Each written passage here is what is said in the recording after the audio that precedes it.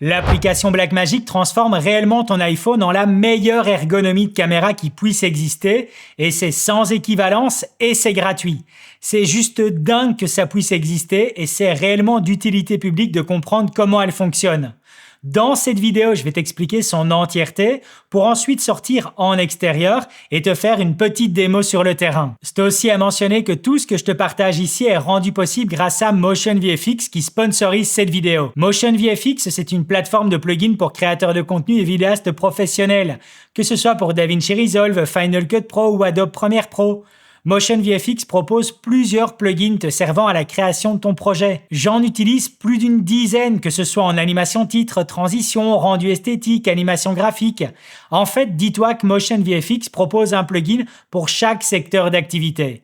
Tout fonctionne sur un simple déposer-glisser et c'est super efficace. Il n'y a pas un seul de mes projets dans lequel je n'utilise pas un de leurs plugins. Je te mets en description quelques-uns des plugins que j'utilise chaque semaine. Un tout grand merci à Motion VFX d'avoir rendu cette vidéo possible. Je t'informe à l'avance qu'il va y avoir de l'engouement dans cette vidéo. Et pour la simple et bonne raison que c'est assez dingue de voir autant de possibilités et ce de façon gratuite. C'est aussi important à mentionner que si une partie, en tout cas des éléments qui te sont expliqués aujourd'hui, tu viens à ne pas les utiliser ou en tout cas à ne pas les comprendre complètement, c'est normal. Toute l'ergonomie qui est liée à cette application mobile ainsi que ses possibilités sont sans équivalence. Tu peux aller sélectionner la caméra la plus chère qui existe sur le marché dans l'univers audiovisuel. Eh bien, elle n'offrira pas autant de possibilités que ce qu'on a ici et ce aussi de façon aussi pratique. Donc, c'est normal en tout cas si une bonne partie des éléments, tu ne les utilises pas ou alors tu ne les comprends pas. Et par rapport à ce deuxième point, c'est aussi à mentionner que cette application est aussi une excellente courbe d'apprentissage pour les personnes qui veulent évoluer dans l'univers audiovisuel. Ça, c'est la meilleure caméra qui te fera évoluer techniquement sur le marché. Et c'est gratuit. C'est hallucinant. Bon allez, on va y aller parce que sinon je sens que tu vas être impatient. Donc, ici on retrouve ton ergonomie de caméra qui te permet évidemment de filmer, de lancer ton enregistrement et d'avoir accès à différents réglages. On ne commence pas par ça. Non. On va d'abord commencer ici par les petites icônes en fait qui sont présentes sur le côté. La première étant la caméra et ce qui nous donne droit justement à la page de la caméra pour lancer en fait l'enregistrement et donc peaufiner les quelques réglages. Ensuite, on a l'icône support. Support en fait, c'est là où tu retrouves les plans que tu as déjà enregistrés en fait. Alors, par rapport à cela, si tu viens appuyer sur la petite icône ici du dessus, tu peux sélectionner les clips et donc soit les envoyer comme du airdrop par mail, tout ce que tu veux, ou alors faire la corbeille en fait pour venir les effacer. La petite croix si tu ne veux rien faire. On retrouve ici l'onglet en fait Blackmagic Cloud qui nous permet en fait de nous connecter au cloud de Blackmagic qui est partiellement payant et sur lequel tu as la possibilité en fait d'envoyer les plans ou les proxys des plans que tu as filmés en temps réel sur le terrain.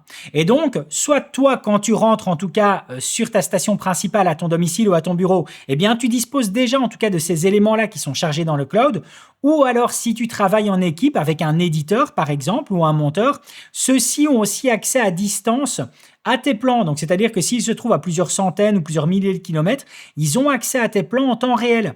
Tu es en train de filmer, ça s'envoie en même temps sur le cloud, ils y ont directement accès. Et ça, c'est quelque chose qui, de nouveau, est assez dingue, en fait. Pour aller un bête exemple auquel moi je suis confronté assez fréquemment, lorsque j'effectue en tout cas des captations qui sont liées à des univers politiques, il y a un bon nombre partie en tout cas de journalistes de presse ou autres qui sont avec leur smartphone. Ils sont justement à filmer ces événements-là avec leur smartphone. Eh bien, en tout cas, l'un d'entre eux pourrait très bien utiliser une application comme Blackmagic et avoir ses plans qui sont directement envoyés à son éditeur. Son éditeur, c'est directement en fait faire le montage de la vidéo de cet événement, en tout cas politique ou de presse, et donc le publier au plus vite. On a en tout cas du collaboratif. Et ça, c'est important aussi de le mentionner par rapport à cette application, c'est qu'elle est collaborative sur pas mal de points. D'accord? Donc ça, évidemment, ce sont en tout cas des fonctionnalités de niche, mais qui ont le mérite d'être présentes et surtout qui vont se généraliser en tout cas avec l'avenir. Là, l'avantage, c'est qu'on a un écosystème complet. Ok? La petite image du cloud, c'est pour dire que tu es connecté en fait tout simplement au cloud, donc à ton projet en fait, à ton compte Blackmagic Cloud. Après, les petites flèches, c'est tout simplement pour revoir tes différents tris, en fait, tes systèmes de filtres. Et alors, la première icône, c'est tout simplement pour avoir accès à ta galerie photo de présente sur ton iPhone. Ensuite, on retrouve ici la partie chat. De nouveau, très importante, toujours sur cet événement, sur ces possibilités collaboratives. Si tu es connecté à ton Blackmagic Cloud, comme je le disais, imaginons, tu fais partie de la presse, tu filmes un événement politique, il y a un ministre en particulier qui est présent, tu fais quelques plans de lui, ces plans sont envoyés en même temps, par exemple, à ton monteur ou ton éditeur, et cet éditeur se rend compte qu'à côté du ministre, il y a une autre personnalité politique importante aussi à filmer ou peut-être à interviewer. Eh bien, lui, et depuis l'application Blackmagic, sans quitter ou sans toi, en tout cas, interférer avec des messages pop-up, c'est-à-dire de messagerie externe, il sait mettre directement dans le Blackmagic Cloud, attention, telle personne à côté du ministre Intel, c'est aussi important à filmer ou en tout cas à ajouter des plans supplémentaires. Alors, je te donne en tout cas cet exemple lié à l'univers politique parce que j'y suis confronté assez régulièrement et je vois vraiment de plus en plus de journalistes presse qui sont avec leur smartphone pour immortaliser tout ça. Mais il y a aussi plein d'autres applications qui sont liées à cet univers Blackmagic Cloud.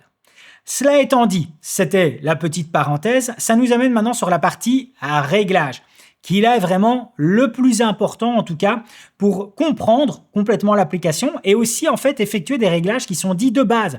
Donc techniquement, qui ne sont pas à bouger à travers le temps ou en tout cas très peu. Premier point, les codecs. Au niveau des codecs, tu as plusieurs choix qui sont disponibles. Ça va aller du H264 jusqu'au Apple ProRes 422HQ et avec des possibilités évidemment de proxy. De nouveau, c'est assez dingue de se dire qu'on a autant de possibilités en tout cas de codecs. Si en tout cas, tu n'en as pas les besoins ou tu ne comprends pas en tout cas leur utilité, c'est pas grave, c'est normal. Une courbe d'apprentissage est nécessaire et je t'invite vraiment à te renseigner en tout cas sur les différents types de codecs, les avantages et surtout en tout cas essayer de te trouver toi des contextes qui vont te parler, de te dire ok, par rapport à ça, mais j'ai besoin en tout cas de tel codec. Ok ? On a ici la résolution. Résolution qui, elle, ne se décide que depuis la partie réglage. C'est-à-dire que dans l'application caméra, on retrouve bel et bien une petite icône 4K qui est présente. Mais si je viens à cliquer dessus, il n'y a strictement rien qui se passe. Pour la simple et bonne raison que cette icône est à titre informatif. Le réglage au niveau de la résolution se passe depuis la partie enregistrement et non pas depuis la partie caméra. Ok ? Je reviens en arrière. On retrouve ensuite l'espace colorimétrique. L'espace colorimétrique sur, de nouveau ici, plusieurs possibilités. Toujours assez dingue. Dès que tu prends conscience, dès que tu as connaissance de tout ça, c'est assez dingue de voir que c'est présent. On a du log qui est présent, du Rec 709 pour une diffusion instantanée, du Rec 2020 pour tout ce qui est norme HDR et on a du P3D65. Juste dingue. De nouveau, suivant tes besoins, en tout cas au niveau de l'espace colorimétrique, tu sélectionnes en tout cas ce qui te convient. De nouveau là-dessus, courbe d'apprentissage. Donc, c'est-à-dire que tu peux très bien uniquement avoir besoin du Rec 709, qui sont des normes de diffusion standard pour tout ce qui est télévision, tout ce qui est YouTube, tout ce que tu veux en fait. Norme de diffusion standard et quasiment universelle. Donc, c'est-à-dire que si en tout cas, tu n'as pas l'envie de faire du post-traitement sur tes images par après, c'est en tout cas le genre de réglage à sélectionner. Ou si en tout cas tu as l'envie en tout cas de traiter tes plans d'un point de vue colorimétrie, le log est parfait. Du P3D65 pour tout ce qui est principalement univers de fiction, diffusion au cinéma, diffusion sur les grandes toiles, si je ne me trompe pas. Et puis après, Rec 2020 pour tout ce qui est norme HDR. Donc ça, en tout cas, c'est ton choix au niveau de l'espace colorimétrique. Ensuite, on va retrouver l'affichage du timecode avec deux possibilités. Le timecode, je reviens ici sur la partie caméra, c'est ici ton affichage qui est présent. Moi, tu vois, il est fixé sur l'heure de la journée. Il est 12h47 au moment où je te fais cet enregistrement. Maintenant, je pourrais très bien sélectionner d'avoir un recorder run. Donc, recorder run, ça veut dire quoi? Dès que je lance l'enregistrement, celui-ci, en fait, part de zéro. Et alors, tu as ton timecode qui va se lancer. Et alors, je coupe l'enregistrement, je le relance, il se remet de nouveau à zéro. Donc, moi, j'aime bien, en tout cas, à titre indicatif, avoir l'heure de journée ici depuis l'application. OK ? Ensuite, on a les possibilités d'enregistrement de timelapse vidéo sur lesquelles tu as tes réglages. Sur justement ici, enregistrer une image toutes les quoi? Toutes les 2 images, toutes les 2 secondes, toutes les 5 secondes, toutes les minutes, toutes les 2 minutes. Tu as ton réglage complet ici au niveau des timelapses. C'est important, c'est le genre en tout cas de plans d'illustration qui sont utiles lorsque tu fais justement la captation d'un événement qui est présent sur toute une journée et que tu as envie de justement de marquer un passage du temps. L'utilité d'un timelapse est géniale, c'est présent dedans. Si perte d'image, ça veut dire quoi? Ça veut dire que ton iPhone, enfin l'application Blackmagic, tu as deux possibilités avec ton iPhone 15 et iPhone 16 si je ne me trompe pas. Tu as la possibilité d'enregistrer de façon interne et tu as aussi la possibilité d'enregistrer de façon externe. Donc c'est-à-dire que via en tout cas le port USB-C, tu peux y brancher un disque SSD. Alors, si on est sur de l'enregistrement interne, il y a très peu de chances pour que ça arrive. Par contre, si tu es sur de l'enregistrement externe et que tu utilises en tout cas un disque SSD de peut-être bas de gamme ou de mauvaise qualité ou tout simplement qui est épuisé avec le temps, eh bien, si tu viens avoir une perte d'image, qu'est-ce qu'elle doit faire l'application? Est-ce qu'elle doit t'alerter et te dire « Attention, je rentre en conflit avec l'espace de stockage, je commence à avoir des pertes d'image, je rentre en conflit avec, je continue quand même à essayer de faire de l'enregistrement, mais il y a des pertes d'image qui sont présentes. » Ou alors, est-ce que j'arrête l'enregistrement tout simplement? Donc, soit elle t'informe qu'elle rentre en conflit avec l'espace de stockage et elle essaye, elle le force, elle va contre sa mémoire, entre guillemets, pour justement mettre un maximum d'enregistrement dessus. Elle te le dit, ou alors ça s'arrête complètement. D'accord? Donc là, évidemment, suivant, il n'y a pas une option qui est meilleure que l'autre. C'est toujours important, ça aussi, à prendre en compte. Ces options, c'est très rare quand on retrouve des recommandations universelles. Il y en a peut-être une ou deux, mais c'est très rare. La plupart du temps, si ces options sont présentes, c'est parce qu'elles conviennent à des situations et à des contextes bien particuliers. C'est très rare, en tout cas, quand c'est quelqu'un qui va te dire « c'est les meilleurs réglages à utiliser ». Pour qui? Pourquoi? Par rapport à quoi? C'est très rare, en fait, quand il y a des recommandations universelles. Très, très rare. Si perte d'image, tu choisis ce que tu veux. On continue ici avec la caméra. La partie caméra, activer la vidéo verticale, c'est la possibilité justement d'effectuer la prise de captation dite verticale. Rien de plus simple. Tu tiens ton iPhone en vertical, ça va filmer un enregistrement en vertical. On est d'accord, ok? Indicateur de lancement de l'enregistrement, très pratique aussi. Donc là, par exemple, moi, c'est fixé sur aucun. Alors, tu sais, si tu as déjà effectué la captation d'une personne, quand cette personne se trouve devant toi et que tu lui dis « c'est bon, ça enregistre », tu as une chance sur deux pour qu'elle te redise « c'est bon, ça enregistre là ». Là, c'est beaucoup plus simple. Tu peux informer cette personne. Tu vas lui dire « écoute, David, lorsque tu entends un beeper, ça veut dire que l'enregistrement a lancé, tu peux commencer à parler. Lorsque tu entends un beeper et que tu vois un flash, l'enregistrement est lancé, tu peux commencer à parler. Ne parle pas avant le beeper, parle après le beeper. Ne me pose pas la question de savoir si tu peux commencer à parler, tu auras eu l'information à disposition. C'est un marquage, c'est une information, d'accord? Donc, c'est aussi important à venir utiliser, en tout cas, cela, lorsque tu es face à une personne qui t'aura peut-être déjà posé 2 ou 3 fois. C'est bon, ça filme, je peux y aller? Là, en tout cas, tu as un outil pour t'aider par rapport à ça, ok? On continue ici, utiliser le bouton du volume pour lancer l'enregistrement. Je crois qu'on ne peut pas être plus clair. Tu l'actives, tu lances ton enregistrement avec le bouton du volume. Bloquer la balance de blanc sur l'enregistrement. Donc, lorsque tu es dans la partie caméra, et si par exemple tu étais en balance de blanc, on va dire automatique, dès que tu lances l'enregistrement, il reste en tout cas sur la dernière balance de blanc automatique qu'il aura effectuée. Il ne va pas bouger cette balance de blanc durant l'enregistrement. D'accord ? Alors que moi ici, j'ai même été un peu plus loin, mais on le reverra par après. Moi, j'ai même bloqué directement la balance de blanc, même lorsque ça n'enregistre pas. Voilà, c'est encore plus simple. Ok ? On y reviendra par après, évidemment.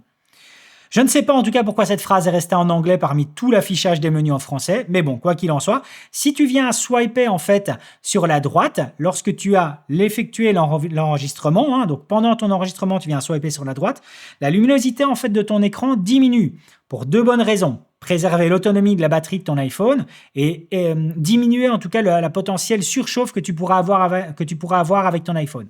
Très important en tout cas de prendre conscience aussi qu'on a accès à cette possibilité. Des raccourcis comme ça, tu en as tout plein. Donc c'est-à-dire que ici tu vois l'affichage complet. Je fais un swipe vers le bas, tu peux voir que l'affichage disparaît partiellement, d'accord? Je refais un swipe, il revient. Si maintenant je fais un swipe ici vers la gauche, tu peux voir que j'ai une fenêtre pop-up avec mes outils, les options de mes outils qui viennent se remettre. Je refais un swipe vers la droite, ils disparaissent. Ok, donc là, tu as plusieurs possibilités qui sont aussi au niveau gestuel. D'accord? La mesure de l'obturateur. Dans l'univers audiovisuel, en tout cas, on a la possibilité d'utiliser notre obturateur avec une appellation dite en angle et pas en degré, et donc qui est un obturateur en angle. et non pas forcément avec des vitesses, donc en 1/50 de seconde, 1 centième de seconde, 1/200 de seconde. Non pas en tout cas que ça ne fonctionne pas, c'est pas du tout ça, mais ça nous permet en tout cas une meilleure réactivité et surtout de respecter, alors j'aime pas forcément utiliser le terme règle, parce qu'au final, de nouveau, des règles, elles ne sont utiles que dans certaines circonstances, mais en tout cas de respecter, je préfère dire le terme certaines normalités, comme par exemple avec le réglage d'un obturateur avec un angle fixé à 180 degrés. De nouveau, tout ça est lié à de la courbe d'apprentissage, évidemment. Je t'explique les fonctionnalités de cette application qui est d'une efficacité monstrueuse et surtout ultra complète. Mais s'il y a des éléments ici qui t'échappent, ce n'est pas grave. C'est tout à fait normal. Et que du contraire, je t'invite vraiment à te renseigner sur tout ça. C'est ultra dingue de se dire que là, ici, on offre l'univers audiovisuel le plus complet à Monsieur Tout-le-Monde. C'est pour ça, en tout cas, que moi, j'ai de l'engouement et que je suis content de te partager tout ça. Ta mesure d'obturateur, soit en vitesse, soit en angle. Tu viens à choisir ce qui te convient le mieux. Même si dans l'univers vidéo, je préférais en tout cas t'inviter, ça fera peut-être partie des recommandations universelles, à utiliser un obturateur en angle. OK ? Flicker Free Shutter Based On. En fait, ça, c'est tout simplement un réglage qui est lié à l'endroit dans lequel tu te situes dans le monde et lié, en fait, au courant alternatif. 50 Hz pour tout ce qui est pays avec l'utilisation des normes PAL, 60 Hz pour tout ce qui est pays lié avec l'utilisation des normes dites NTSC. Je t'invite en tout cas, suivant l'endroit où tu te trouves dans le monde, à regarder quelles sont les normes, quelles sont les applications, si tu es en tout cas sur des normes PAL ou des normes NTSC, et plus particulièrement aussi par rapport au courant alternatif. OK ? D'accord ? On continue, correction de l'objectif. C'est tout simplement en fait pour corriger tout ce qui est déformation optique qui va être liée par exemple à l'utilisation d'un ultra grand angle sur ton iPhone. Décompression anamorphique. Alors, tu as la possibilité d'acheter tout ce qui sont en fait des petits objectifs que d'autres marques vont proposer, du Freewell, du Moment, tout ce que tu veux, du Polar Pro aussi je pense, et donc qui viennent se fixer face à la lentille de ton iPhone et qui viennent en fait à donner un look anamorphique. Alors au-delà du look, c'est surtout aussi le ratio d'image anamorphique et donc sur lequel on doit effectuer une décompression. Suivant si en tout cas la lentille que tu utilises est avec une compression anamorphique 1.33 ou 1.55, tu viens à choisir la bonne décompression pour avoir en fait le bon affichage, le bon retour visuel. OK ? Flip Image for SLR Lens, donc retourner l'image si tu utilises des optiques dites SLR. Ça dépasse en tout cas de 1, mon époque, et de 2, mes connaissances. Mais de ce que je le comprends, tout ce qui est optique SLR fonctionnait, en tout cas sur tout ce qui est dit boîtier SLR avec un miroir de façon à inverser l'image. Si je le comprends, c'est pour en fait effectuer la même correction. Si je le comprends bien, ce sont des petites parenthèses. Je ne suis pas une Bible universelle non plus, je ne peux pas tout connaître, mais c'est de cette façon en tout cas que je le comprends. OK ?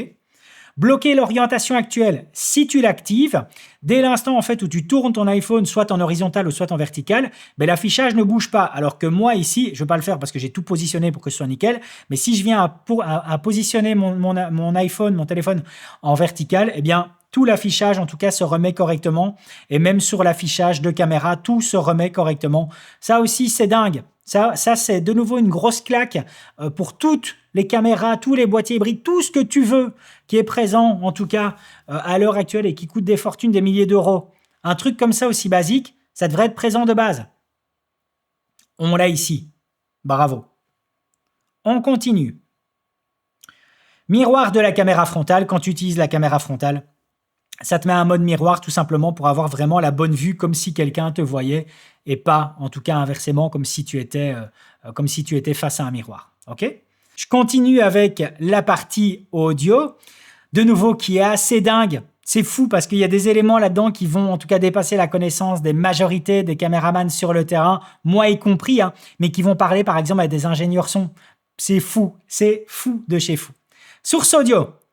Est-ce que tu viens soit à bloquer la source audio, donc il n'y a pas d'audio qui vont rentrer en tout cas dans ton enregistrement? Est-ce que tu veux que ce soit les micros de l'iPhone ou alors si tu utilises en tout cas des micro-clips cravates ou des autres micros qui viennent à se connecter en Bluetooth en fait avec ton iPhone, est-ce que tu veux que ce soit ça la source audio? Tu viens sélectionner dedans si tu viens utiliser en tout cas des micros externes d'autres micros, ok? Microphone de l'iPhone. Surtout ici, en fait, avec celui que j'utilise, qui est l'iPhone 16 Pro Max. Ceux-ci, en tout cas, sont bardés de micros à différents endroits. De nouveau, l'application nous demande qu'est-ce que je fais? Je joue moi en mode auto sur ce qui est le mieux ou est-ce que j'utilise uniquement les arrières, bas, avant? Tu sais en tout cas lui dire quel type de micro utiliser par rapport à ça. Format audio. Ça, c'est hallucinant.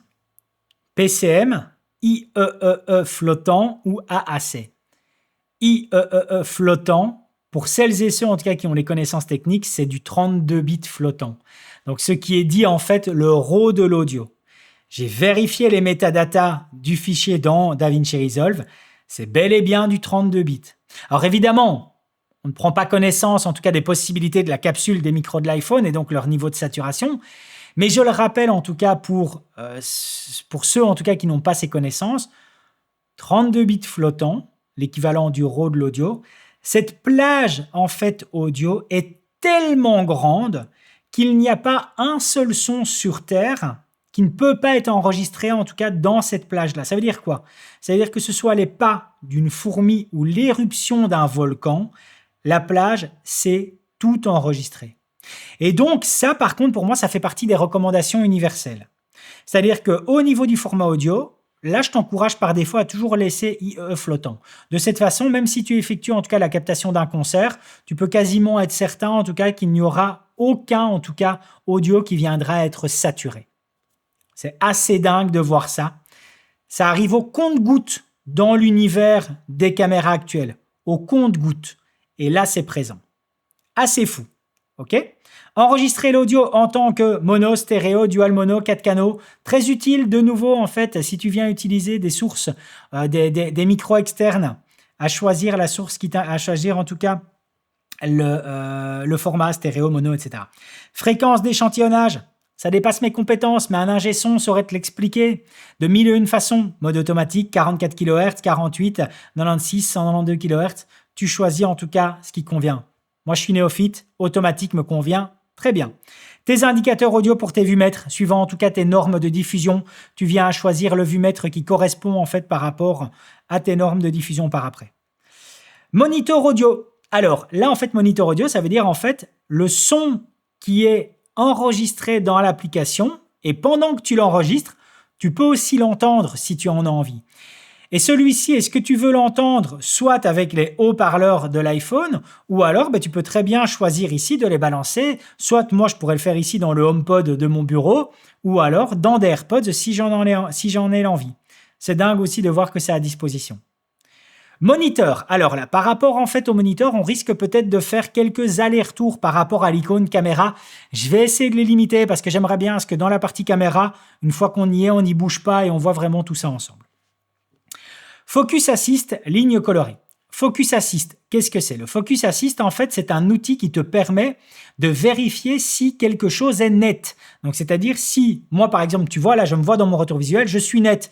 C'est pas mon arrière-fond qui est net, hein, c'est pas moi qui suis flou. Non, moi, je suis net.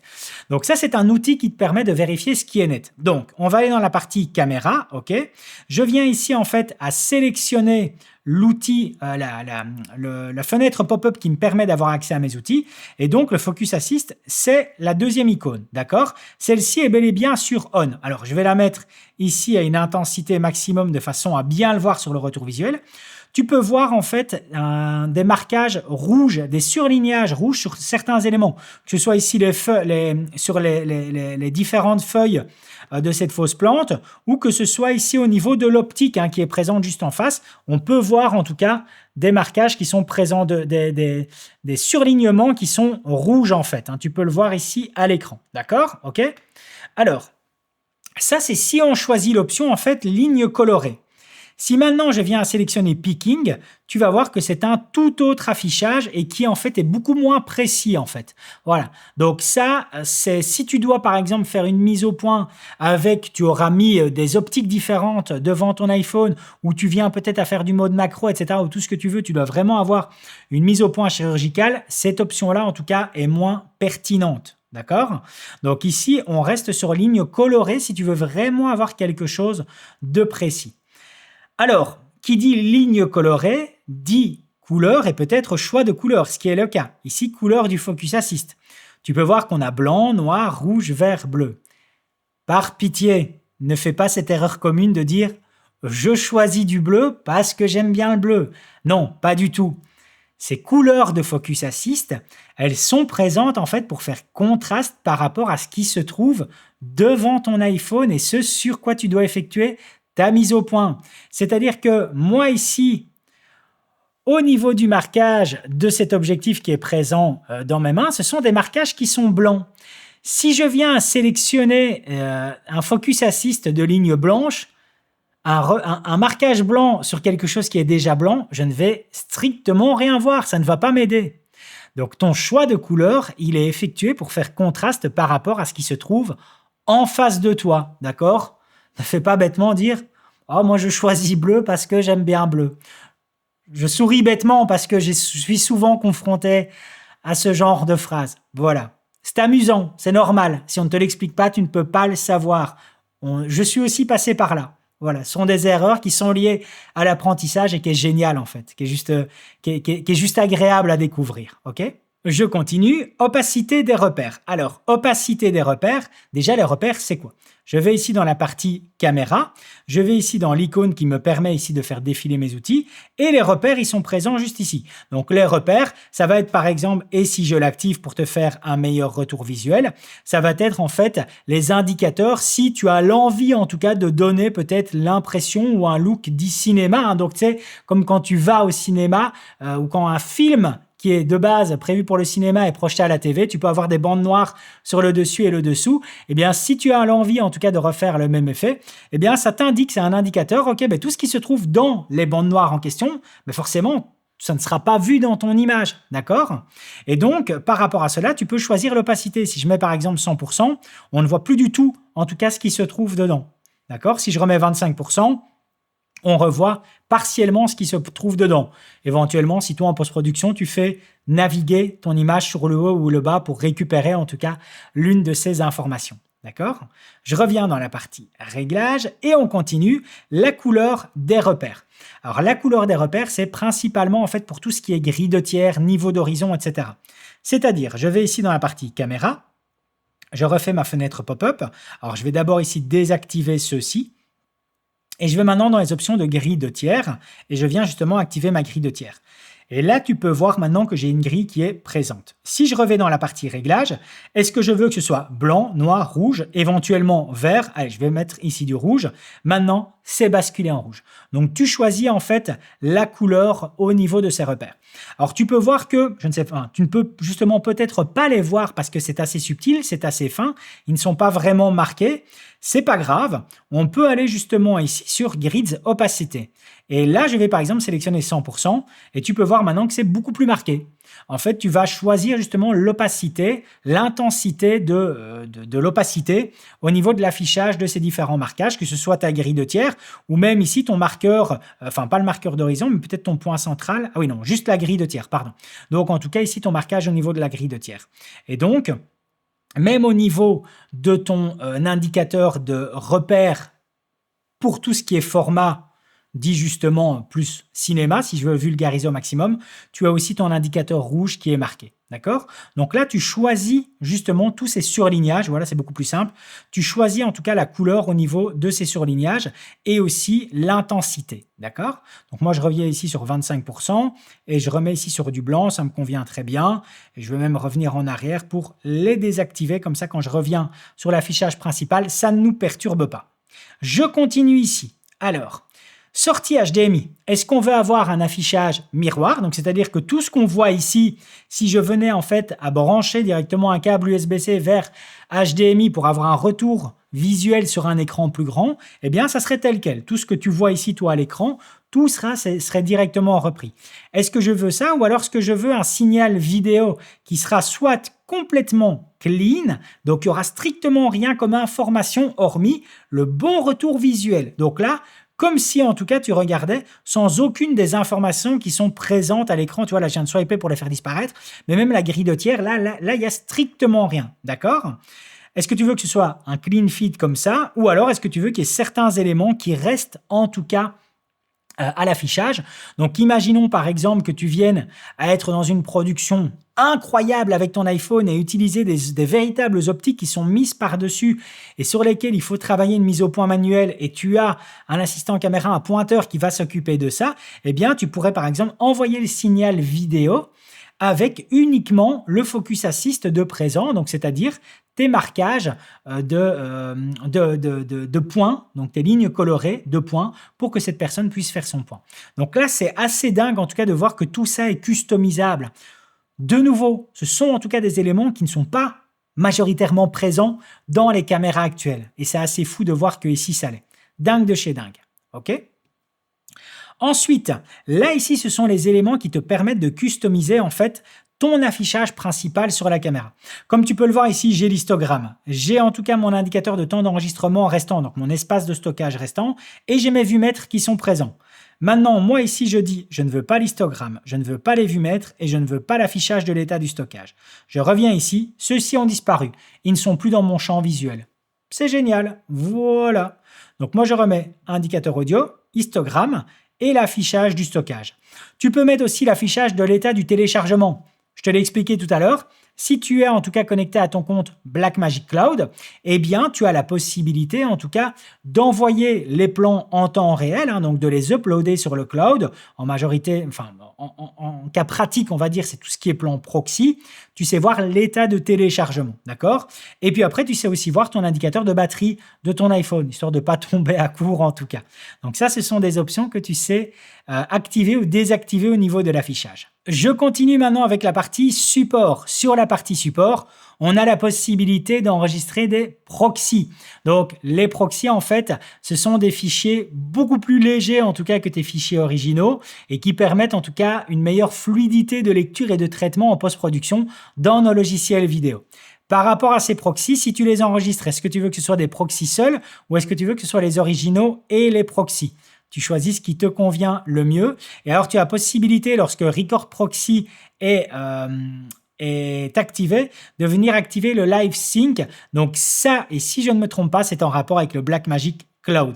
Parce que si je désactive Record Proxy, tu peux voir que Live Sync redevient grisé. D'accord? Donc les deux fonctionnent de pair.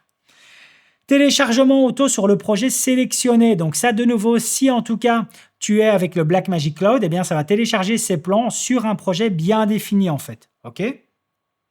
Activer le téléchargement via Wi-Fi seulement. Donc là, ça donne en fait la possibilité à ne pas cramer en tout cas tout ton forfait data sur ton abonnement téléphonique.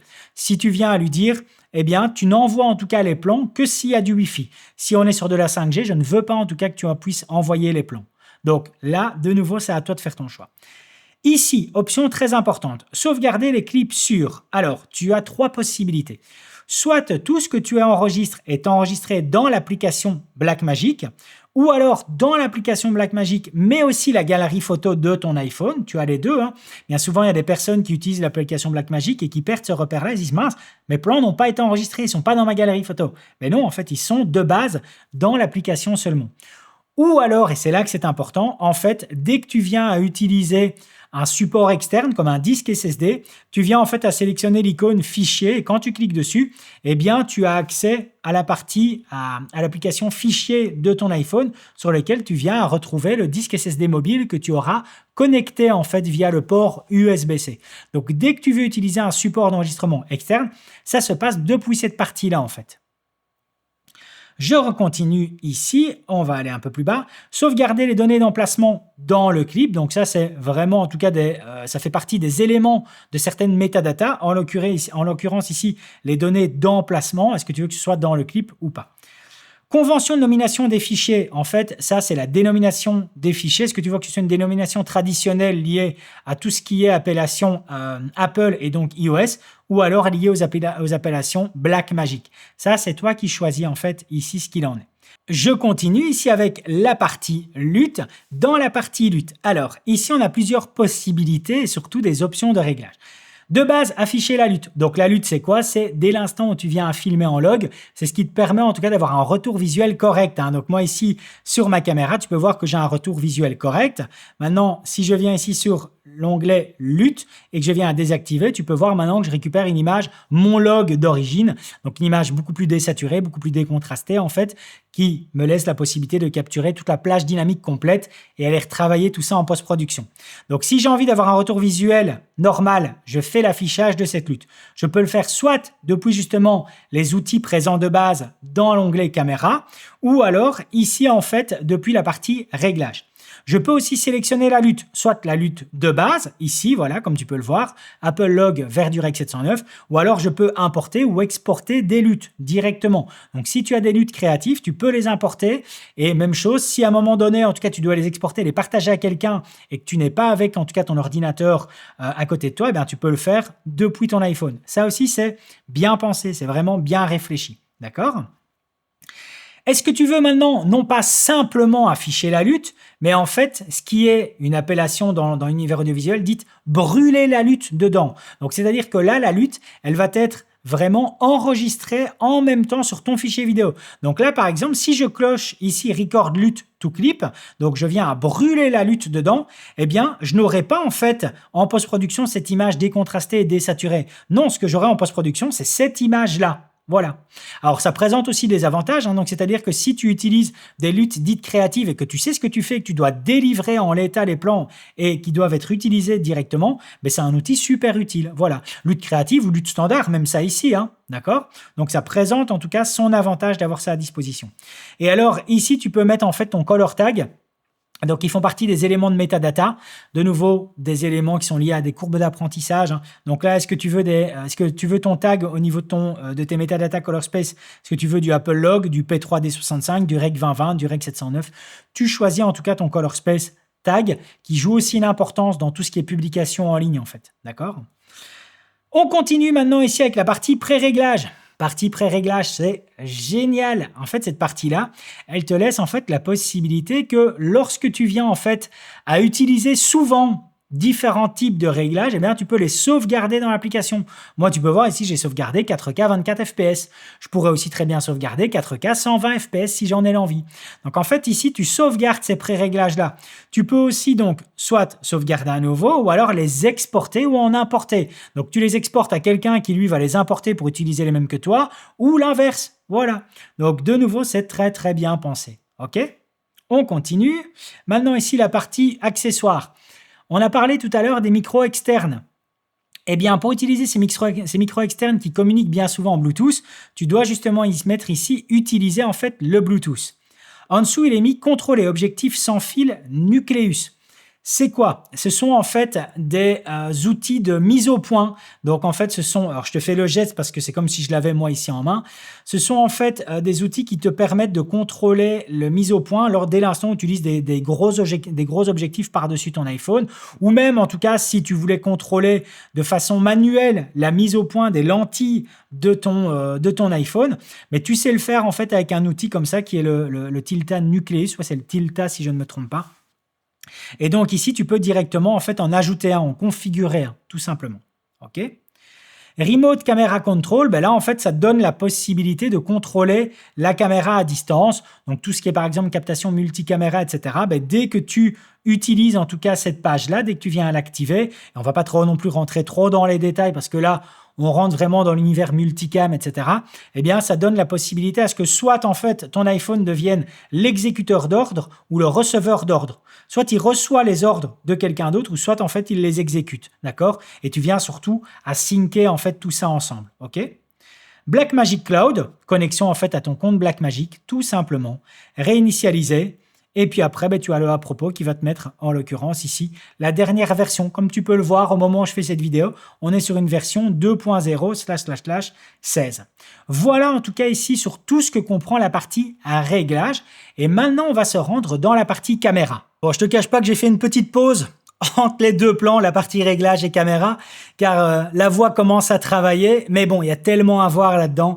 Ça reste hyper plaisant. Je garde l'engouement. Et ce que tu sais pas, en tout cas, ce que tu vois pas parce que tu vas le savoir, c'est que la partie réglage, je l'ai recommencé 2 fois avant parce que j'ai eu des ratés, en tout cas, de caméra. Donc, je te cache pas, en tout cas, que même malgré, en tout cas, plusieurs prises, etc., l'engouement, il est toujours présent.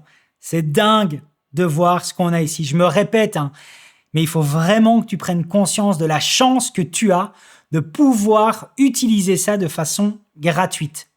Je crois que c'est vraiment le plus important dans cette vidéo. Ça sera peut-être pas forcément la connaissance de tout, mais c'est de prendre conscience de tout ce qu'on a à disposition et de façon gratuite. Gardez ça en tête, principal. Allez, on y va. Donc, dans la partie caméra. Plusieurs icônes, on va partir sur ceux du dessus. La première chose, ça va être l'icône d'objectif. Tu vois, fenêtre pop-up qui s'active avec les choix d'objectifs. Ces objectifs ne seront pas forcément les mêmes que les miens suivant ta génération d'iPhone. On n'a pas tous en tout cas les mêmes objectifs dessus. Moi ici, tu peux voir ce qu'il en est au niveau des choix d'objectifs sur base en tout cas de l'iPhone 16 Pro Max. 13 mm, 24 mm, 48 mm, 120 mm ou la caméra frontale, la caméra avant. Ok ? Je reclique par-dessus. Après, j'ai ici mon choix de fréquence d'image. Est-ce que je veux filmer en 24 images secondes, en 23,98, en 25, en 29,97, en 30, en 48, en 50, en 59,94, en 60, en 100 ou en 120? Je veux pas faire le mec relou en fait en te les disant tout ici, hein, parce que tu es assez grand pour le voir par toi-même. Mais ça, il faut me le mettre en commentaire, une caméra qui propose tout ça, tel quel.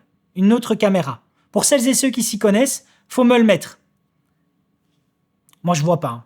Quand tu vois certaines marques de caméras qui galèrent en tout cas à te mettre des fréquences d'image et qui en plus varient suivant les codecs, je crois qu'il y a quelques utilisateurs Sony à mon avis qui se reconnaîtront dans ce que je dis là, c'est dingue de voir ça. C'est là où tu vois la puissance en fait et l'importance lorsque tout fonctionne ensemble, hein, c'est-à-dire software plus hardware. Ok ? Donc, ici, je reviens sur du 24. Alors, ça, c'est ton choix de fréquence d'image qui va être lié en fait à la fréquence d'image de ton projet, donc de ta ligne de montage. Tu as une icône au-dessus qui est présente juste ici, il est mis Off Speed. Si tu cliques dessus, là, en fait, tu sais régler ta fréquence d'image au ralenti. Je vais essayer de vulgariser au maximum parce que pour celles et ceux qui n'ont pas forcément les connaissances, ça peut être compliqué à comprendre. Mais en fait, ça veut tout simplement dire que tu enregistres quelque chose dans une fréquence d'image qui est supérieure à ce que tu vas travailler en post-production et donc tu vas avoir un ralenti instantané. Et donc surtout, et là aussi ça marque sa petite importance parce que c'est vrai que je me rends compte avec le temps qu'il y a pas mal de gens qui font pas forcément ça en post-production par la suite, quand ils utilisent en tout cas des fréquences d'image supérieures pour effectuer tout ce qui est ralenti. Là, en fait, cet outil-là vient à conformer automatiquement cette fréquence d'image. Donc, c'est-à-dire que moi, ici, si je sélectionne 60 images secondes, j'espère que tu tiens toujours le fil parce que ça peut paraître compliqué, hein, mais te vulgariser en plus que t'expliquer l'application, on peut vite se faire mal à la tête. Mon 60 images secondes va être conformé à du 24 images secondes. Donc, j'aurai une lecture fluide de ce plan qui sera au final au ralenti sur du 24 images secondes. Et donc, mon off-speed, je peux dire, ben non, moi, je veux que ce soit par exemple du 55, du 50, je veux que ce soit du 66, 67. Tu peux faire ce que tu veux, en fait. Hein. Je peux dire que ce soit justement du 120. Et donc, ce off-speed-là va conformer le tout sur du 24, du 25, du 30, peu importe ce que tu veux. C'est très pratique. Voilà, c'est très pratique en tout cas comme système pour capturer tout ce qui est plan au ralenti. Et donc, ce qui est génial, c'est que moi ici, par exemple, je vais me remettre sur du 60, voilà, d'accord ? Eh bien, ça me permet en fait d'un seul clic de basculer justement entre un enregistrement classique et puis du ralenti. Voilà, je clique dessus, boum, directement, mon plan se met au ralenti. En plus, mon obturateur, on va le voir juste après, se conforme. Tu peux voir ici que mon image est devenue plus sombre parce que je suis sur un obturateur qui est dit à 180 degrés, d'accord ? On va essayer de le voir aussi après, sans non plus se faire mal de nouveau au crâne. Hein. On va essayer de voir un peu tout ça. Mais donc, tu vois que c'est assez rapide. Mon off-speed, c'est mon ralenti qui sera directement conformé à ma bonne fréquence d'image finale. J'espère que je suis assez compétent que pour te le faire comprendre.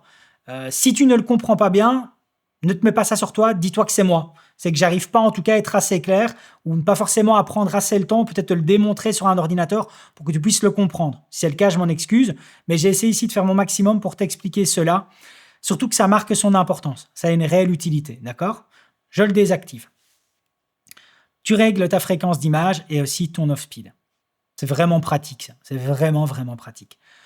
ton obturateur. Alors, moi, mon obturateur, tu peux voir ici que j'ai 2 cadenas, de 1 que ce soit au niveau de l'obturateur principal et de 2 ici au niveau donc du réglage pop-up. Si j'appuie sur le cadenas au niveau du réglage pop-up, là, j'ai maintenant le réglage au niveau de mon obturateur.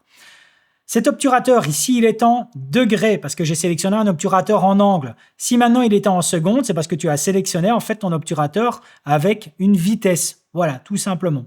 Donc là, tu fais défiler en fait pour choisir l'angle de ton obturateur. Je remets le cadenas parce que moi, je veux rester sur un obturateur à 180 degrés pour 8 projets sur 10. Pour pas dire 9. Pour pas dire 10. Donc voilà. Ton iris qui est l'ouverture de l'optique, il nous l'informe, mais c'est grisé parce qu'on n'a pas de réglage dessus. Ton timecode, celui-ci t'indique soit le recorder run, comme on l'a vu avant, soit en tout cas l'heure à laquelle tu es. Ta montée en ISO, voilà, tu viens faire le réglage de ta montée en ISO, beaucoup plus précise ou alors par palier, en fait, tout simplement. Donc en fait, ici, ce sont des paliers, des sauts d'exposition complets, hein, ce que tu vois là, ou alors beaucoup plus précises. D'accord? Donc là, en fait, tu choisis ce que tu veux par rapport à ça. Donc, tu vois, moi, je clique. Tu vois, tu peux faire des paliers, des sauts de paliers. OK? Donc, tu viens sélectionner ce qui convient le mieux. OK? Je reclique dessus. Balance de blanc, qui de nouveau, moi, ici, est cadenassée. Plusieurs possibilités. Soit elle est décadenassée, je peux régler ma balance de blanc, hein, donc au degré de Kelvin près, ou alors avec des pré-réglages. Voilà, tu peux voir des pré-réglages ici qui sont présents. Voilà, OK. Okay. Je peux la mettre sur le mode automatique. Là, elle va effectuer en fait la balance de blanc et ce de façon automatique. D'accord? Mais moi, en tout cas, je n'aime pas le mode automatique. Je préfère revenir ici sur une balance de blanc que je fais moi-même. Petite chose pour moi manquante, je n'en vois que 2 sur l'application. Il n'y a pas de possibilité, ou en tout cas, je n'ai pas trouvé la possibilité de valider une balance de blanc personnalisée. Voilà, je n'ai pas trouvé en tout cas cette possibilité dedans. Si tu l'as trouvé, n'hésite pas à le mettre dans le commentaire et à informer en tout cas la communauté. C'est toujours utile. Moi, je n'ai pas trouvé ça dedans. Ta balance de blanc, que je reviens ici sur le cadenas, et juste à côté, tu as ta teinte que tu peux aussi modifier. Donc là, je vais la désactiver et moi, je reviens sur une teinte à 0 parce que je ne sais pour quelle raison. Même chose, si tu en disposes, n'hésite pas à le partager en commentaire.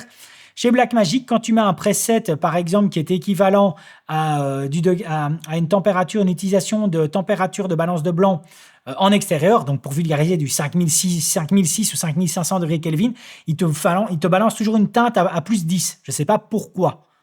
C'est hyper ennuyant. Donc voilà, quand tu fais ça, n'oublie pas en tout cas de remettre ta teinte à 0 si tu utilises les presets. Et je viens en fait à locker ici directement la teinte, comme ça elle n'est pas dedans. Je referme cette petite fenêtre pop-up. On a notre histogramme qui est présent ici pour nous indiquer en fait notre signal vidéo. Donc tout ce qui se trouve sur la gauche en fait, c'est tout ce qui est basse exposition, donc les basses lumières. Tout ce qui est sur la droite, c'est tout ce qui est haute lumière. Le but du jeu est d'avoir un signal qui soit correctement présent entre les deux quoi, au final. Et un peu plus, on va dire, sur la droite. Voilà. J'ai fait une vidéo qui est un peu moins longue que celle-ci, je pense, qui t'explique en tout cas comment exposer correctement ton log. N'hésite pas à aller la voir. C'est quasiment l'une des références à l'heure actuelle sur le YouTube francophone sur comment justement exploiter le log complètement. N'hésite pas à aller la voir si tu veux voir justement comment utiliser tout ça. Et ce qui fait en fait fi ici à la deuxième petite chose qui pour moi manque, mais ça c'est universel à l'écosystème Blackmagic, c'est une waveform. On a de l'histogramme, mais on n'a pas de waveform malheureusement. D'accord ? Ton espace de stockage et tes vumètres, mais ça on l'a vu tout à l'heure. Ici, cette petite fenêtre pop-up, en fait, qui nous laisse la possibilité d'avoir accès ici aux différents outils. Au niveau des outils, on a en fait ici les zébrures qui vont en fait indiquer tout ce qui va être éléments surexposition, comme on a en fait dans l'univers photographique. Et tu peux en fait prédéfinir des niveaux en fait. Donc c'est-à-dire que tout ce qui est élément qui vient à déposer, je ne sais pas moi, 85 ou 80, 84%, 83% de l'exposition maximale, eh bien, tu me mets en tout cas une zébrure par-dessus. Donc, je peux te le montrer. Si je viens ici dans la montée en ISO et on va la faire grimper, et à mon avis, je vais avoir des zébrures qui vont se marquer. Est-ce que je l'ai bel et bien activée avant? Oui, elle est bel et bien activée et on va la faire ici. Voilà. Donc, je vais la mettre à 75% et je vais continuer à faire grimper mes ISO pour que tu vois. Tu vois, on commence à avoir une petite zébrure qui est présente juste ici. D'accord? Donc, je reviens ici sur mon élément de base et je désactive mes zébrures. Ensuite, le Focus Assist, on l'a vu tout à l'heure, hein, donc c'est ce qui nous permet justement de marquer en surlignage les éléments qui sont nets. Et donc ici, on peut même le peaufiner, hein. Donc, c'est vraiment pour avoir encore du plus précis. Voilà. Donc là, tu viens à diminuer en fait l'opacité et donc pour avoir quelque chose de plus, comment dire, de plus marquant. Ce qui restera, c'est vraiment en tout cas les éléments qui sont nets. OK? Je continue, je le désactive. Tout ce qui est en fait élément avec référence de grillottière. Le deuxième est important en fait, c'est ce qui te permet d'avoir ton niveau d'horizon. Donc quand tu travailles à main levée pour voir que tu as un bon niveau d'horizon, plus particulièrement dit ta bulle dans l'univers audiovisuel, eh bien c'est ce petit icône qui est présent. Ton marqueur central, un repère central, et alors un point central qui est un autre type de marqueur central. D'accord? Donc assez simple. On a ici nos repères qu'on a aussi vu tout à l'heure avec les différents types de ratios qui existent, hein, du 2,39, du 2,35, du 2 pour 1, 2 pour 1. Ça, par exemple, tu vois, c'est très pratique. Pourquoi est-ce que je te dis que c'est très pratique? Le ratio 2 pour 1, en fait, c'est l'un des formats de vidéo pour YouTube qui convient le mieux, en fait.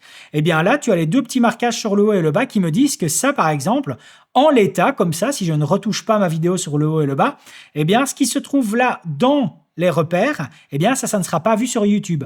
Parce que là, en tout cas, ce qu'il faut retenir, c'est que, et je vais dans mes réglages, dans moniteur, et je vais dans opacité des repères, je vais mettre à 100%, voilà. Une vidéo YouTube qui est avec un ratio 2 pour 1, voilà, c'est uniquement ça comme type de format de vidéo YouTube.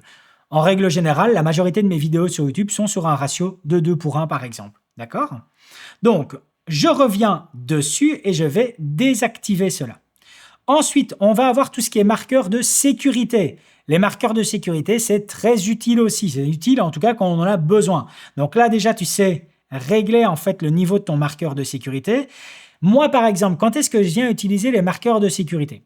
Lorsque j'effectue en fait des captations pour tout ce qui est univers corporate en entreprise et des faces caméra de personnes et que je sais à l'avance qu'il va y avoir la nécessité d'afficher en tout cas son nom ainsi que l'intitulé de son poste, eh bien je mets mon marqueur de sécurité par exemple sur du, ici si je devais le faire avec l'iPhone, je le mettrais peut-être sur du 85%. Parce que je sais en tout cas que mon affichage de titre, d'intitulé, de poste et de nom serait plus ou moins ici au niveau justement du marqueur de sécurité. Peut-être un peu moins, là j'ai peut-être un peu trop forci, mais je dirais ici par exemple à 90%, à 90%. Et donc, en fait, c'est me dire, OK, d'accord, son nom ainsi que son poste seront présents à cet endroit-là. Il ne faut pas qu'à cet endroit-là, dans mon image, j'ai un truc qui soit perturbant et qui ne conviendra pas, en tout cas, si je viens à avoir justement le marquage de son intitulé et de son poste. Ça, c'est une bonne mise en contexte, en tout cas, de l'utilisation des marqueurs de sécurité. Voilà. C'est l'une d'entre elles, hein, par rapport à mes besoins. D'autres personnes qui ont des besoins de marqueurs de sécurité pourraient t'expliquer de 10, 20, 40 autres façons intéressantes d'utiliser ceux-ci. Moi, en tout cas, c'est une de mes utilisations des marqueurs de sécurité. Fausse couleur, ça c'est un outil que j'aime bien en tout cas pour contrôler l'exposition de mon image. Je viens à activer celle-ci, et bien là tu peux voir que mon image me balance différentes couleurs dans tous les sens et avec surtout ici sur le côté une charte. Et en fait, tout ce qui va être élément rouge sera complètement surexposé, donc on perd les informations, elles ne seront plus présentes. Tout ce qui sera mauve, on perd les informations parce qu'il n'y aura pas assez d'infos, on est dans les trop basses lumières. Donc ça, en fait, c'est génial déjà pour vite contrôler s'il y a des éléments qui viennent à être surexposés ou sous-exposés dans ton image. Et aussi, et là on est principalement dans l'univers soit de fiction ou alors de documentaire beaucoup plus marqué, j'ai envie de dire, tout ce qui va être gestion du contraste, du rapport de contraste dans son image, surtout si tu effectues des captations de face caméra où tu veux par exemple avoir un marquage de contraste avec un ratio de 2 pour 1 ou de n'importe quel ratio, eh bien en tout cas les fausses couleurs peuvent aussi t'aider à mieux comprendre les niveaux d'exposition sur le visage de la personne. Donc ça aussi c'est intéressant d'utiliser les fausses couleurs, d'accord? Je vais les désactiver. On l'a vu tout à l'heure, activer ou désactiver l'affichage de la lutte, d'accord? Ensuite, on continue ici en fait avec l'outil qui te permet de contrôler ta mise au point. Là, on est en mise au point automatique. Donc ici, comme tu peux le voir, tout vient à changer. Si je mets ici beaucoup plus loin, voilà. Donc tout change, voilà. Ça peut soit être tel quel en mode automatique ou si j'appuie ici, ce n'est plus en mode automatique et là, en fait, je viens à contrôler manuellement, en fait, cela. Donc ça peut être aussi pratique de 1, soit quand tu es dans un univers collaboratif, et comme je te disais tout à l'heure, je te parlais d'un outil, le Tilta Nucleus, qui te permet justement en fait de contrôler ça. Ou soit toi, si tu veux faire des bascules de points. Donc par exemple, tu as envie de faire une bascule de points assez propre entre par exemple ceci ici et ce qui se trouve derrière. Voilà. Tu vois, tu as envie de faire quelque chose d'assez style. Alors là, je l'ai fait n'importe comment, mais je pense que tu peux comprendre ce dont je parle. D'accord ? Je reviens, je l'active. Une icône en fait qui fait double emploi, c'est tout simplement le réglage de ta montée en ISO, qui est là aussi présent sur le côté, mais qui fait double emploi par rapport en fait à ton réglage d'ISO qui est présent ici sur le dessus. D'accord ? Ok. Ensuite, ici, et ça c'est important, c'est la possibilité de naviguer dans différents en fait, modes de stabilisation au niveau du capteur. Donc, c'est-à-dire, moi ici, par exemple, lorsque je travaille sur trépied, j'ai envie d'utiliser pleinement l'image du capteur, je désactive toute stabilisation. Pourquoi ? Eh bien, dès l'instant en fait, où tu viens avoir une stabilisation, et je vais essayer de mettre... Voilà, je vais essayer d'avoir ici quelque chose. Comme tu peux voir, là, il y a le capuchon, en tout cas, de l'optique qui est légèrement en bordure de cadre. Si j'appuie sur standard, tu peux voir qu'en fait, il y a eu un crop dans l'image. Pour que la stabilisation soit meilleure, donc je t'ai dit une stabilisation capteur, mais excuse-moi, je me suis trompé, c'est une stabilisation du coup qui devient plus digitale au final.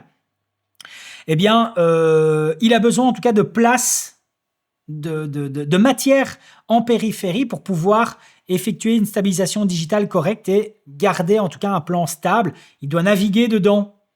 Je suis en train de me dire que ça doit paraître complètement fou pour celles et ceux qui ne comprennent pas ou ceux qui ne me comprennent pas. Je m'exprime peut-être mal de me voir faire ces gestes, mais je me comprends. Voilà, en fait, c'était différents modes de stabilisation et qui seront plus poussés en fait suivant les applications standards, cinématographiques ou alors extrêmes, voilà, qui là en fait vont justement être plus efficaces ou être différents.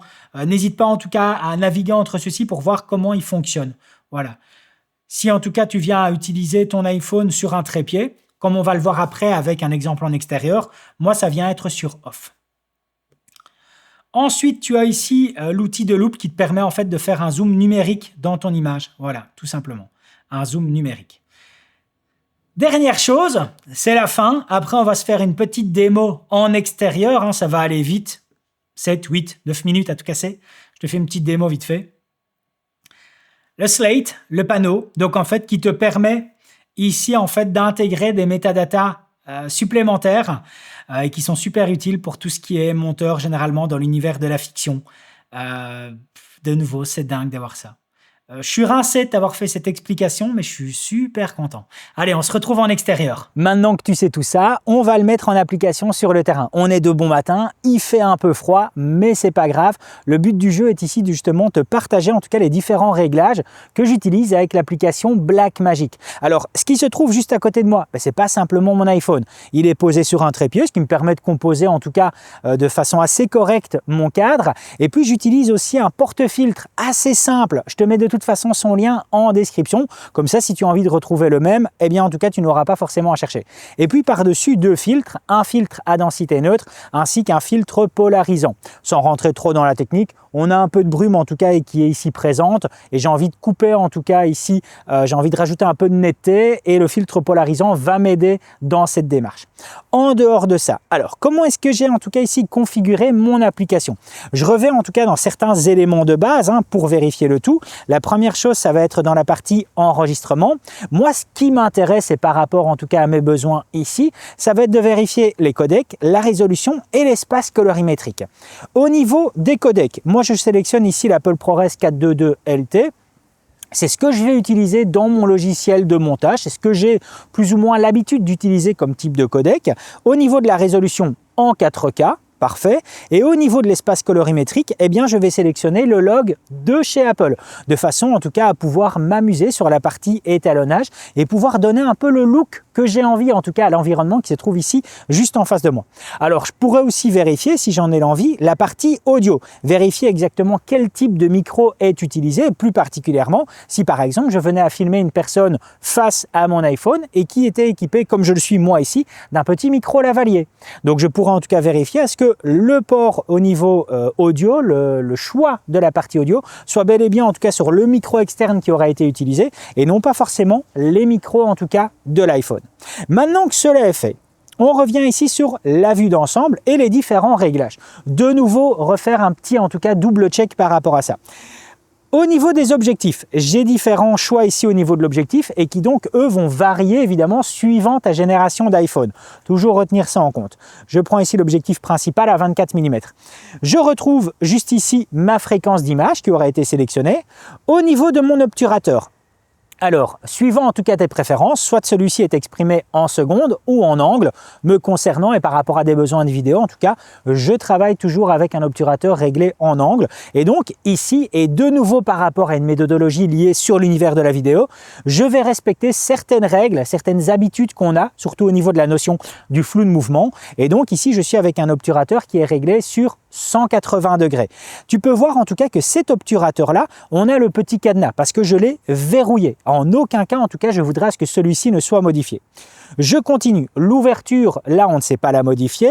La montée en ISO, eh bien, la montée en ISO, je l'ai tout simplement réglée par rapport de 1 à l'environnement et aussi par rapport aux moyens dont je dispose.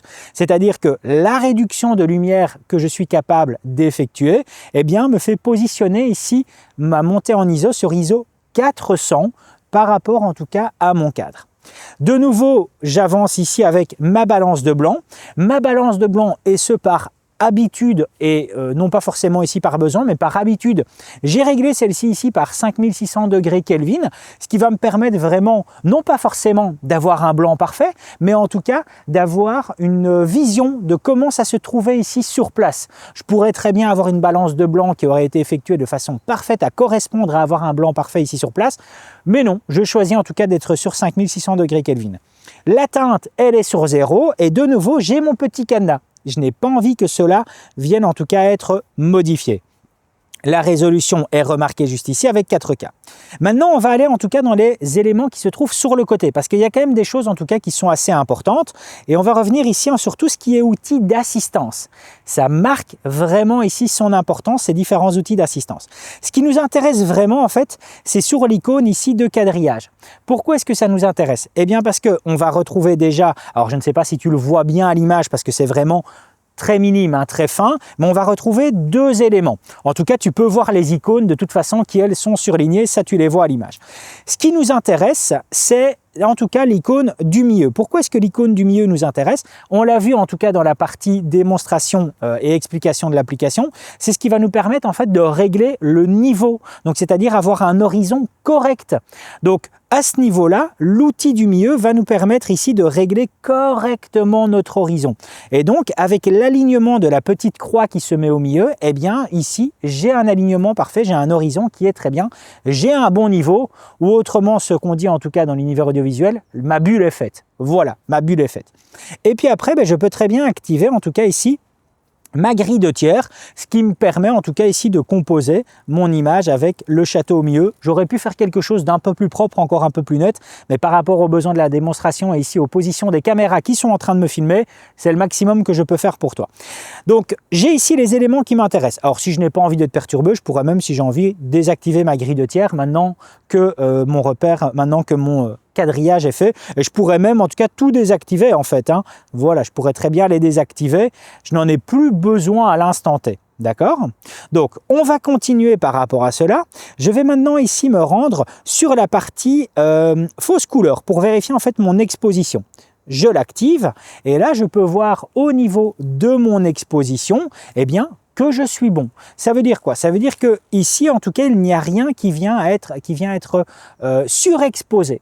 Mes fausses couleurs m'indiquent qu'au niveau du ciel, je suis pile poil dans la limite. Il ne faudrait pas en tout cas forcément plus pour que je vienne ici à être surexposé au niveau du ciel. Donc en fait, mon outil de fausses couleurs vient à m'aider sur mon exposition et j'ai en plus, et ce de façon permanente, de toute façon l'histogramme qui est présent dans l'application Blackmagic. Donc l'histogramme, lui, va de toute façon constamment me montrer mon signal vidéo. Donc l'histogramme, on le répète, mais ici sur le côté gauche, on retrouve tout ce qui est basse lumière, sur le côté droit, tout ce qui est haute lumière. Le but du jeu est évidemment d'avoir une bonne exposition par rapport à cela. Mais quoi qu'il en soit, je revérifie quand même avec mes fausses couleurs. Et je n'ai pas forcément besoin de plus, tu vois. Je n'ai pas utilisé en tout cas les zébrages, je n'en ai pas besoin ici. Moi, je contrôle mon exposition uniquement avec les fausses couleurs et uniquement avec mon histogramme. Et puis, j'ai ma lutte qui est présente, ma lutte d'affichage. Alors, je pourrais évidemment la désactiver et avoir mon retour visuel ici classique. Mais en tout cas, ici, j'aime bien avoir ma petite lutte de prévisualisation, lutte classique, la lutte fournie de base, en tout cas dans l'application Blackmagic. Je ne suis pas parti dans d'autres styles créatifs. Pour moi, en tout cas, tout est bon, j'ai pas besoin de plus. Je pourrais à la limite revérifier ceci ici, c'est-à-dire en tout cas le mode de stabilisation. Le mode de stabilisation, mais comme moi ici, je suis sur trépied, je suis sur off. Aucun mode de stabilisation, ce qui me permet de profiter pleinement de l'image et de ne pas forcément en tout cas venir cropper ici sur certains éléments lorsqu'on vient utiliser les autres modes comme on aura vu ici dans la démonstration en début de vidéo. Donc c'est fait, c'est en ordre, je referme ici la petite fenêtre pop-up, je rappuie sur mon château pour bien vérifier que l'autofocus soit fait dessus, comme ça on est bon, la mise au point est bonne, je lance l'enregistrement. Et voilà, c'est fait, pas plus loin. Je pourrais te rajouter en tout cas comme petite info que mon timecode, eh bien celui-ci est réglé par rapport à l'heure actuelle. Moi en tout cas, c'est le mode que j'ai choisi. Ça va pas forcément plus loin. J'ai tout ce qu'il me faut. Là ici, mon plan est en train d'être filmé et par après, je n'aurai plus qu'à m'amuser dans mon logiciel de montage vidéo pour effectuer en tout cas l'étalonnage de mon choix. J'ai quelque chose qui est assez plaisant, j'ai un beau petit look, surtout avec la brume qu'on a ici, donc ça donne un petit côté mystique, donc voilà. Voilà en tout cas ce qu'il en est au niveau des réglages. Quelque chose d'assez simple. Alors évidemment ici, il y a un temps de vidéo qui est passé parce que j'ai pris la peine de t'expliquer tout ceci. Mais crois-moi que quand tu en as l'habitude, ça ce que tu vois là, en littéralement 5 secondes, c'est fait. Tu ouvres l'application, dès l'instant où tes réglages restent toujours plus ou moins les mêmes, c'est-à-dire ta fréquence d'image, ton obturateur, il reste toujours fixé à 180 degrés. Tu contrôles ton exposition via non pas tes différents éléments comme l'angle d'obturation, enfin la vitesse d'obturation ou alors la montée en ISO, mais tu le contrôles via ton filtre ND et ta balance de blanc reste plus ou moins en tout cas identique à chaque fois, si tu veux en tout cas prendre conscience de l'environnement qui t'entoure, eh bien tout ça, ça se fait littéralement en 5 secondes, pas plus. C'est assez simple, assez rapide. J'espère vraiment en tout cas que cette vidéo pourra t'aider en tout cas dans l'utilisation complète sur la partie vidéo de ton smartphone, mais aussi de l'application Blackmagic qui est juste incroyable. Avoir en tout cas de tels moyens et de façon gratuite est juste inimaginable, ou en tout cas l'était encore il y a de ça un peu plus de 2 ans maintenant. C'est incroyable ce qu'on a ici à présent avec nous. Bien évidemment, si en tout cas tu veux en savoir plus sur l'univers audiovisuel, je t'invite à regarder le reste des vidéos qui sont présentes sur ma chaîne ou même en tout cas à cliquer sur celle qui t'est suggérée juste ici et moi je te dis à tout de suite.